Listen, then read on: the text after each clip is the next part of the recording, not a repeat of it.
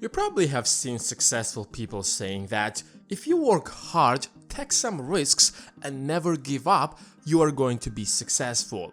The path to success has never been so clear. We have documented the lives of an endless number of successful people to figure out what truly makes them successful.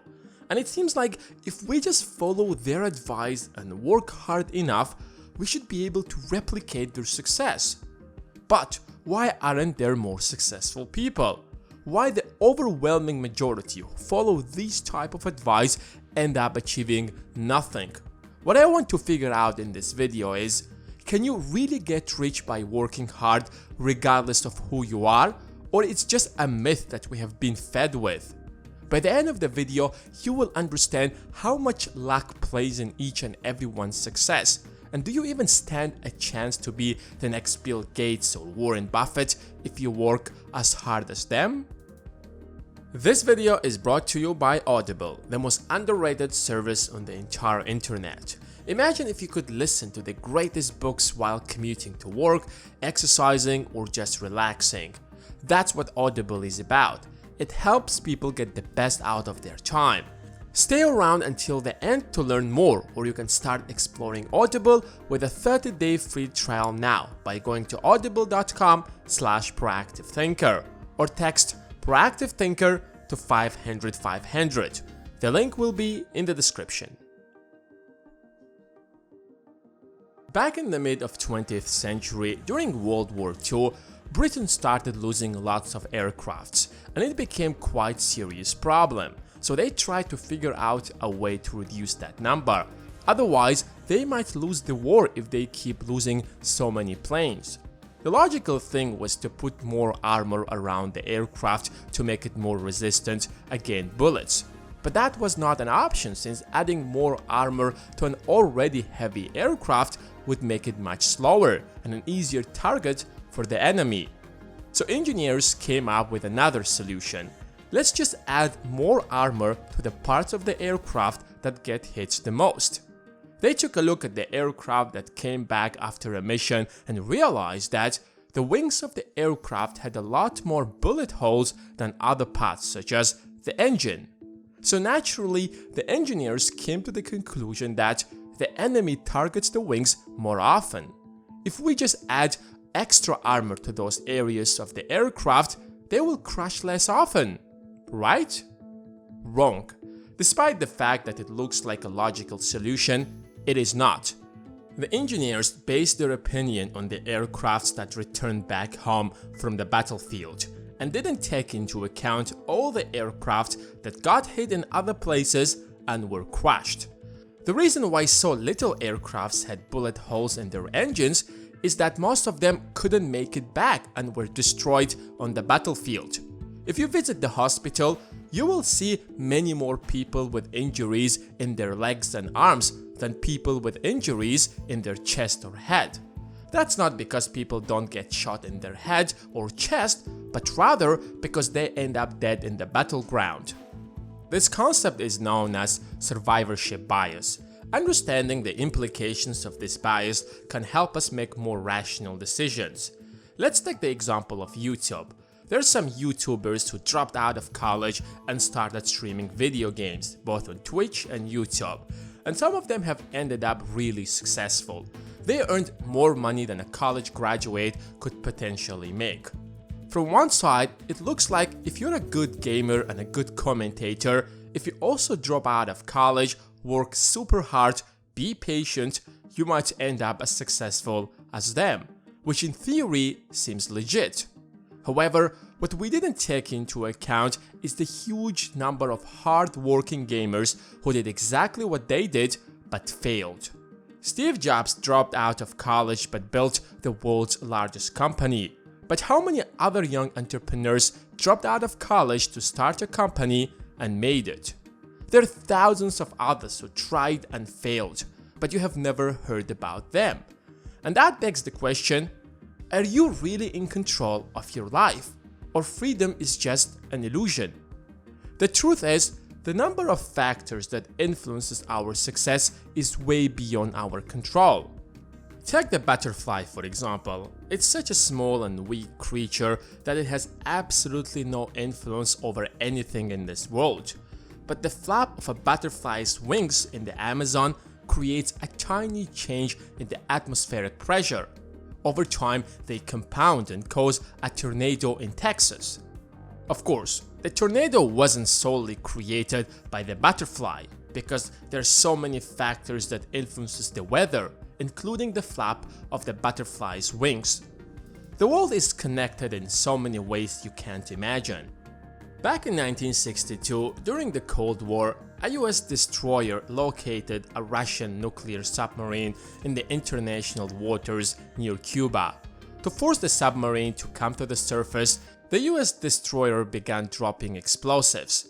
The Russian nuclear submarine lost contact with Moscow for a number of days already, so the officers thought that a war broke out between the Soviet Union and the US, since a US destroyer had been dropping explosives on them. The captain of the submarine, Valentin Savitsky, decided that the war might have already started and wanted to launch a nuclear torpedo. But to launch a nuclear torpedo, 3 officers on board had to agree unanimously to authorize a nuclear launch. Vasily Arkhipov, who was one of the officers, was against the launch. If it wasn't for him, the nuclear torpedo would have been launched. The United States and the Soviet Union would have turned each other into a nuclear wastelands. Which means the dot-com revolution wouldn't have taken place in Silicon Valley, which means Jeff Bezos wouldn't become the richest person in the world today. It's not to say that Vasily Arkhipov made Jeff Bezos so successful, but the events that happened in the past have a huge impact on the world today, and what happens today will impact the future. And the number of factors that will impact your success is beyond just your hard work. So let's try to answer the question of this video. Can you really get rich by working hard? The answer is complicated. It's both yes and no. If you were born in the 1970s in a third world country in Africa, no matter how talented and smart you were, you probably would have died from malaria or from any other disease. Even if you end up surviving, you had to work for 12 hours a day to put food on the table because you would die from hunger otherwise. On the other hand, if you were born in California in the 1970s, you would have been in the middle of the internet revolution when you reach your 20s. Chances you would start an internet company or join one would be much higher than if you were born in a third world country back then.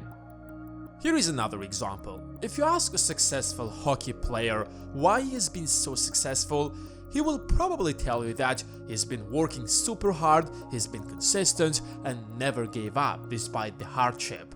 But he would never mention the fact that one of the reasons he's successful is because he has been born on the 2nd of January. The cutoff dates for Kids Hockey League is the 1st of January. Kids who are born in the first part of the year are on average a little bigger and taller than December-born players. This head start gives players born in the first months of the year a lifelong advantage. As kids, they're more likely to be chosen for top-tier competitive teams, they get more ice time and better coaching.